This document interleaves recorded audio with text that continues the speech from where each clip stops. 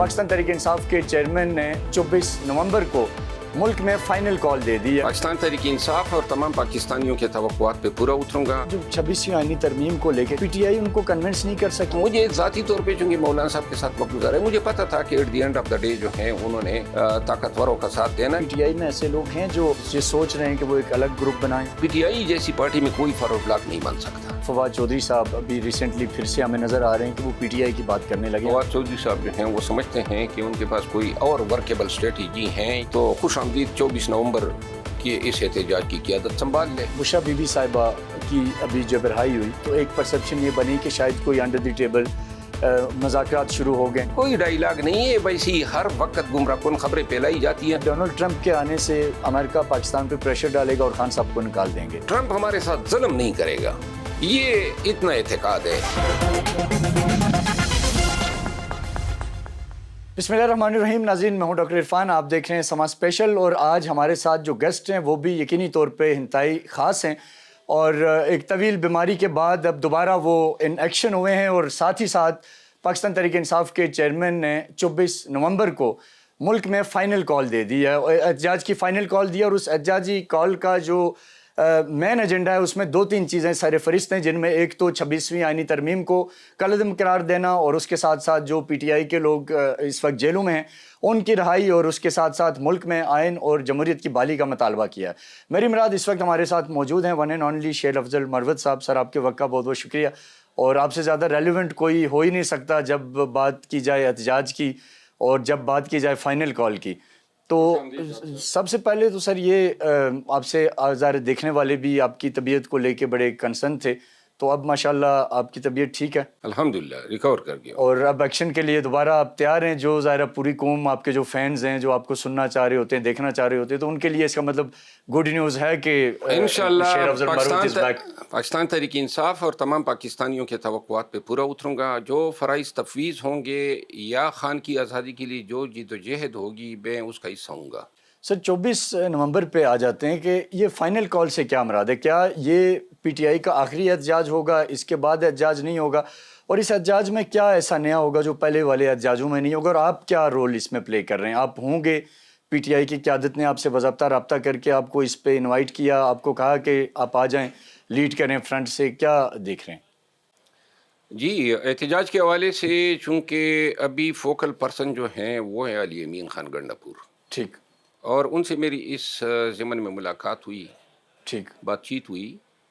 मैंने खान साहब को भी तजावीज़ दी थी कि एक एहतजाज कमेटी बनानी चाहिए और उस में ये तमाम मसले मसाइल डिस्कस हों, स्ट्रेटजी, मोटिवेशन के लिए, सोशल मीडिया के किरदार, लॉजिस्टिक्स, ठीक, मुतबादिल क़यादत, अगर फर्स्ट क़यादत कोई अरेस्ट होती है ठीक, तो अभी तक जो है वो उस हवाले से कोई पेशरफ्त नहीं हुई है। आयाम हमारे पास तेज़ी से कम हो रहे हैं। आखिरी बात आ जा रहा है टाइम। हाँ, अब ने एक बात जो इस वक्त ज़रूरी है आपके तवज्जुह से, कि हर पाकिस्तानी जो हैं इस एहतजाज को कामयाब बनाने के लिए सोशल मीडिया पे अपना हिस्सा ज़रूर डालें।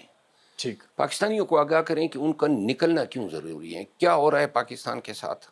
और हमारे पास 2 ऑप्शन हैं, या इस ज़ुल्म और जबर के आगे सीना सपर हो के बता दें कि हम एक कौम हैं, हमारे अंदर खुदी है, हम अपनी एक शनाख्त रखते हैं और हम इस तरह भेड़ बकरियों की तरह चरा नहीं जा सकते, ठीक, या फिर हम सरनगू हो जाएं और जो हो रहा है उसको चलने दें। माजी में पाकिस्तान की तारीख़ देख लें, बदकिस्मती है कि जितने हम एडवांस होते जा रहे हैं या जदीद दौर में आ रहे हैं, उतने ही जमहूरी अक़दार से हम दूर होते जा रहे हैं। यानी पहले ज़माने में जो है वो ऐसे हुकूमती जराइम के ख़िलाफ़ अज़्ब इख्तिलाफ़ के ग्रैंड अलाइंस बना करते थे, बड़ा फ़ाल किरदार हुआ करता था सियासी लीडरशिप का। अब लगता ये है कि हम महमूद खान चकज़ई साहब तक ही महदूद रह गए हैं, कोई और। लेकिन सर, ये जो 26वीं आईनी तरमीम को लेके जिस पे खान साहब की कॉल है, मैंने कल हुकूमती तर्जमान का भी इंटरव्यू किया तो उन्होंने कहा कि पीटीआई हमारे साथ थी, कमेटीज़ में बैठते थे, इंडोर डिस्कशन होती थी, लेकिन जब बाहर आते तो वो एक अलग मौक़िफ़ देते थे। फिर मौलाना फजल रहमान साहब से आप बहुत आपकी पार्टी की कुर्बतें रही, लेकिन अल्टीमेटली उन्होंने भी साथ नहीं दिया। तो इससे आप जो इल्ज़ाम लगाएंगे वो क्या जमहूरी कुव्वतों के ऊपर भी नहीं लगता कि वो खुद ही डेमोक्रेसी के लिए अगर वो فار ایگزامپل 26ویں آئینی ترمیم اگر ڈیموکریٹک نہیں ہے تو اس میں تو پولیٹیکل فورسز ساری اس سائڈ پہ کھڑی ہیں، تو پھر اس میں کس کو آپ گلا کریں گے؟ بات ہوگی منطق کی بنیاد پہ. کیا جواز ہیں کہ جے یو آئی نے اخیر وقت میں جا کے کہا کہ ہم اس آئینی ترمیم کے لیے ووٹ دیتے ہیں جہاں پہ 3 سینئر موسٹ جج صاحبان جو ہیں وہ حکومت وقت کو خوش کرنے کی طرف دیکھیں گے تاکہ ان میں سے ایک پک کیا جا سکے. ٹھیک ہے. اس کی کوئی وضاحت، اس کی کوئی عقلی، منطقی، اخلاقی کوئی جسٹیفیکیشن سوائے اس کے کہ مولانا صاحب جو ہیں وہ ان کے ساتھ رضامند ہو گئے. اور اس کی وجہ کیا پی ٹی آئی ان کو کنونس نہیں کر سکی اپنے موقف پہ؟ جو آپ کی لیڈرشپ جاتی رہی، بیرسٹر گور جاتے رہے، اسد قیصر جاتے رہے، باقی لوگ جاتے رہے، آپ کو کیا لگتا ہے؟ اسد قیصر صاحب ہی لیڈ کرتے رہے. ٹھیک. ان کی کوشش تھی، ان سب نے کوشش کی، لیکن مجھے ذاتی طور پہ چونکہ مولانا صاحب کے ساتھ وقت گزارا ہے، مجھے پتہ تھا کہ at the end of the day جو ہیں انہوں نے طاقتوروں کا ساتھ دینا ہے، اور وہی انہوں نے کیا، اور آئندہ بھی جب بھی ان کی ضرورت ہوگی تو وہ اسی طرح کرے گا. تو یہ پھر پی ٹی آئی کی اس وقت کی لیڈرشپ کیا آئیڈینٹیفائی نہیں کر سکی کہ ہمیں کس کے ساتھ بیٹھنا چاہیے، کس سے بات کرنی چاہیے؟ غلطی تو پھر کہیں نہ کہیں تو پی ٹی آئی لیڈرشپ پہ بھی آپ ڈالیں اس معاملے کو لے کے. کافی عرصے کے بعد جے یو آئی کے ساتھ ہمارے ذرا میجرز اچھے ہونے لگے تھے. ٹھیک. اور ویسے بھی ہم یہ گالم گلوچ کی سیاست کو پسند نہیں کرتے ہیں. اچھا تھا، اچھا ہو، اور انشاءاللہ کم از کم اتنا اثر ہوگا کہ آئندہ جے یو آئی اور پی ٹی آئی کے مابین جو ہیں زبان کے استعمال کے حوالے سے احتیاط برتی جائے گی. البتہ یہ ایک کاوش تھی ہماری پی ٹی آئی کی قیادت کی جانب سے کہ شاید ہم قائل کر سکیں، کیونکہ پاکستان میں پاپولر سیاست کا تقاضا بھی یہی تھا کہ ایسی آئینی ترامیم کی مخالفت کی جاتی. اور آج آپ دیکھ لیں کہ جو لوگ ان طاقتور قوتوں یا حکومت جسے کہیں یا جسے مقتدرہ کہیں، جو بھی پاکستان میں ان کے ساتھ کھڑا ہو جاتا ہے تو چاہے سونے کا ڈھیر کیوں نہ ہو مٹی بن جاتا ہے.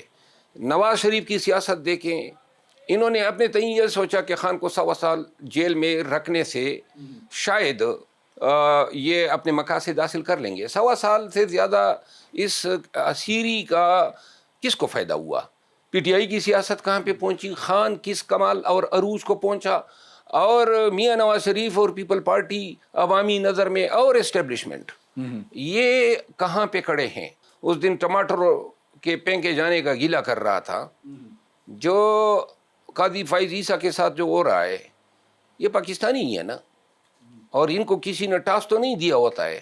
ہر ایک پاکستانی کی دل کی بڑاس ہوتی ہے. صحیح. تو لہٰذا مولانا صاحب جو تھا اس کے پاس ایک اچھا موقع تھا کہ وہ پاپولر سیاست میں آ جاتے. اب آنے والے الیکشن میں اگر الیکشن ہوتے ہیں، کوئی کس کو کیا بتائے گا کہ میں نے کیوں ووٹ دیا؟